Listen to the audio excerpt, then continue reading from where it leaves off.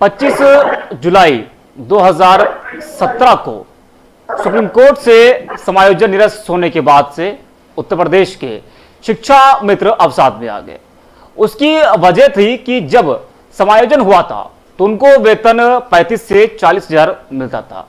वहीं योगी सरकार ने उनको केवल और केवल 10 हजार देने का काम किया, वो भी 11 महीने का, और 1 महीने का वेतन आज भी उनको नहीं मिलता है। सोचे 10 हजार, वो भी हर महीना, इतनी महंगाई, और इस 10 हजार में कोई अपना परिवार कैसे चला सकता है? इन्हीं सब को देखते हुए 2 दर्जन से ज्यादा शिक्षा मित्रों ने अब तक अपनी जान गंवा दी है, अपनी जीवन लीला समाप्त कर ली। जी हां, आज भी सहारनपुर में एक शिक्षा मित्र ने अपनी जान दे दी है। आज हम इसी मुद्दे पर चर्चा करेंगे। हमारे साथ कुछ खास मेहमान मौजूद है, उनसे आपका हम परिचय करा देते हैं।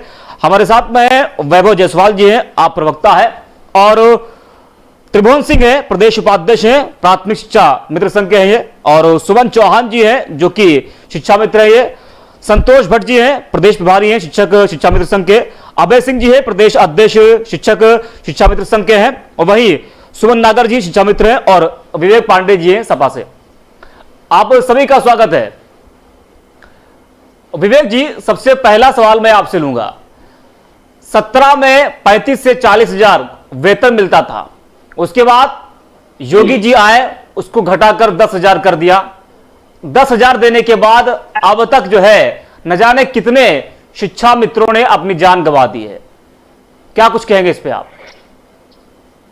देखें, पूरे मंच को सराहनीय धन्यवाद देते हुए मैं सबसे पहले तो संवेदना व्यक्त करता हूं समाजवादी पार्टी की तरफ से मृतक के परिवार और मृतक के लिए। और इस पूरे प्रकरण में हमारी पार्टी पूरी तरीके से इन शिक्षा मित्रों के साथ खड़ी है, खड़ी थी, खड़ी रहेगी। पहली बात।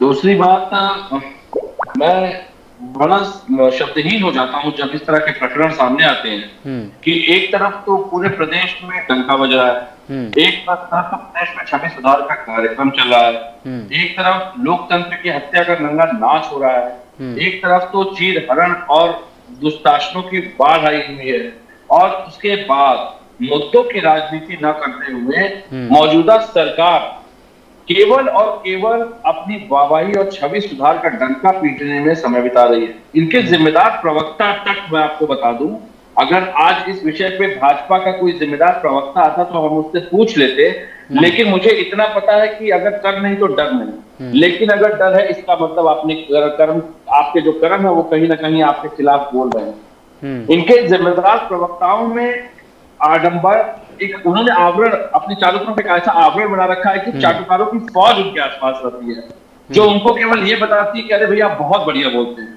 बहुत बढ़िया कह रहे हैं। अखिलेश यादव जी को टारगेट करने में सुबह से भाजपा का पूरा तंत्र लगा हुआ है, लेकिन इस एक शिक्षा मित्र की सुध शायद ही आपके चैनल को सदैव धन्यवाद कि आपको छोड़कर के शायद ही किसी ने इस पे बाकायदा इस तरह से डिबेट चलाने का प्रयास किया हो, क्योंकि विज्ञापनों की बाढ़ आनी बाकी है।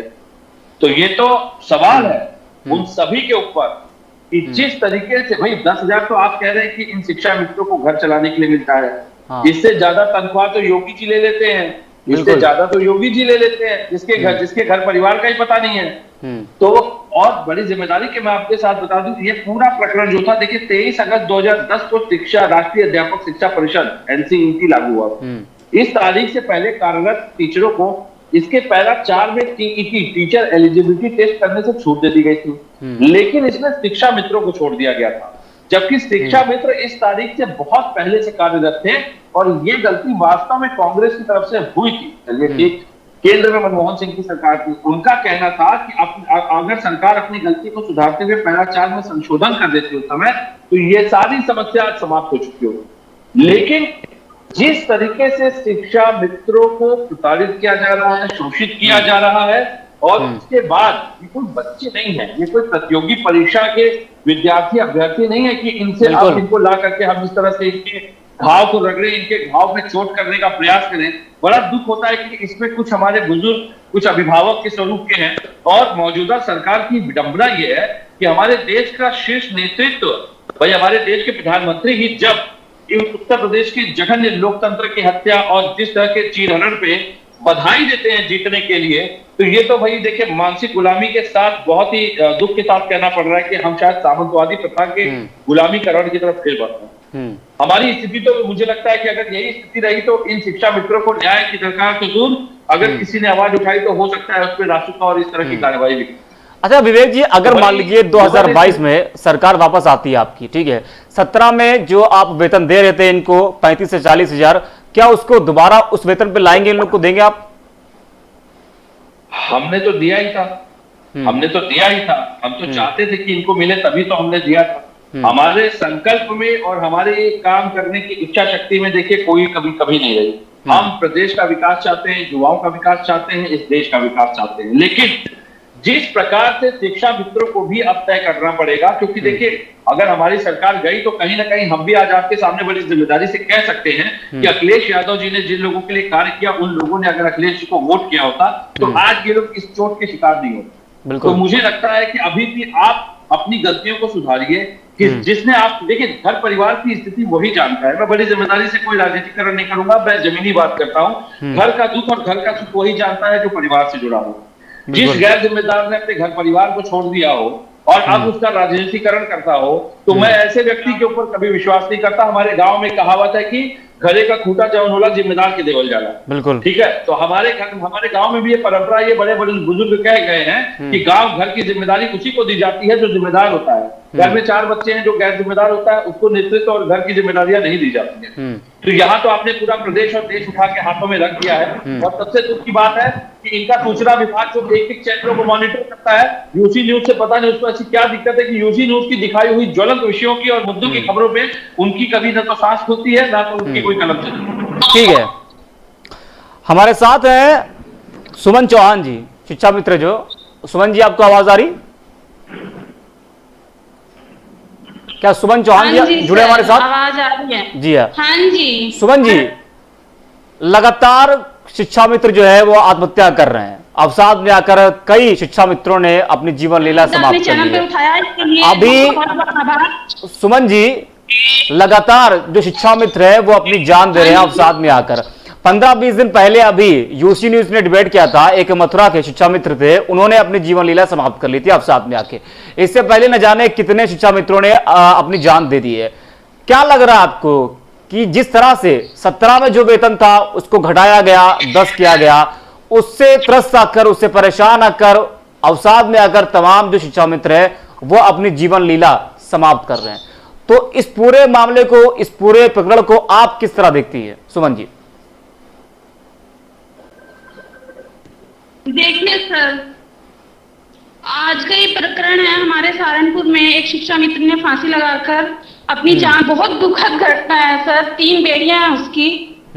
हम बहुत दुखी हैं घटना से, लेकिन हमारी सरकार बिल्कुल कुछ भी बोलने के लिए तैयार। यहाँ तक कि हम लोगों के लिए एक शब्द भी आज तक उन्होंने कुछ नहीं कहा। आदरणीय चित्रांग जी, देखिए शिक्षा मित्रों की भर्ती हुई थी तब 50% महिलाओं को सीट को रिजर्व की गई थी, हम महिलाओं के लिए। से महिलाएं हम स्वावलंबी बने, अपने पैरों पे खड़ी हो सके, अपने परिवार का, अपने पति या है नहीं है उनके साथ। जी सुमन जी बोलिए, आपको आवाज आ रही है? हम लोग देखो इतने साल से हम पढ़ाते आ रहे हैं, 3500 में पढ़ाया है, तब भी हम उन्हीं बच्चों को पढ़ा रहे थे। आज हम लोगों के 40,000 हुए, तब भी उन्हीं बच्चों को। सुमन जी की आवाज सही किया जाए, सुमन जी की आवाज सही से आ नहीं रही अंदर। सभी को पता है जी, लेकिन सर हम शिक्षा मित्रों के लिए हमारे प्रधानमंत्री जी, हमारे मुख्यमंत्री जी बिल्कुल मौन हैं। हमें बड़ा दुख होता है कि वे बिल्कुल भी कुछ नहीं बोल पा रहे हैं। प्रधानमंत्री जी महिला सशक्तिकरण की मामला उठाते हैं, कहते हैं कि नहीं, एक मिनट सुमन जी, मैं आपको रोकना चाहूंगा यहाँ पर।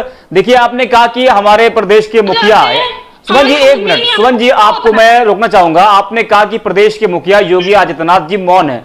वो मौन नहीं है, जनसंख्या नियंत्रण पर बोल रहे हैं, वो धर्मांतरण के मुद्दे पर बोल रहे हैं, वो लव जिहाद के मुद्दे पर बोल रहे हैं, वो आतंकवादियों के मुद्दे पर बोल रहे हैं, वो तो मौन कहां से रह गए? वो शिक्षा मित्रों के मुद्दे पर वो क्यों नहीं बोल रहे हैं? आप लोग के मानदेय पर वो क्यों नहीं बोल रहे हैं? शिक्षा मित्रों के जो जान दे रहे हैं वो, उस पर वो क्यों नहीं बोल रहे हैं? तमाम मुद्दों पर तो बोल रहे हैं वो।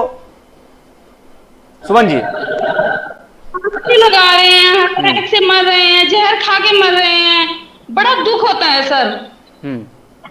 समझ नहीं आता। आप खुद देखिए, आज के टाइम में खर्चा चलाना कितना मुश्किल है, महंगाई बढ़ती जा रही है और हम शिक्षा मित्र वहीं के वहीं खड़े हैं, कैसे घर चलाएं अपना। तो ये सवाल कभी आपने सुमन जी किसी क्या सरकार के नुमाइंदों से क्या आपने ये सवाल किया है कि 10,000 हमको मिल रहा है, इसमें हम खर्चा कैसे चलाएं, इतनी महंगाई है? क्या कभी आपने सरकार से, ये सरकार के किसी नुमाइंदे सवाल किया? करते हैं सर, लेकिन कोई आंसर नहीं है। सरकार हमारे लिए कुछ नहीं बोल पा रही है, समझ नहीं आ रहा क्यों नहीं बोल पा रही है, जबकि ठीक है, हमारे जन्मदाता है। त्रिभुवन सिंह हमारे साथ जुड़े हुए हैं, प्रदेश उपाध्यक्ष हैं। त्रिभुवन जी, आपको आवाज क्या मिल पा रही है?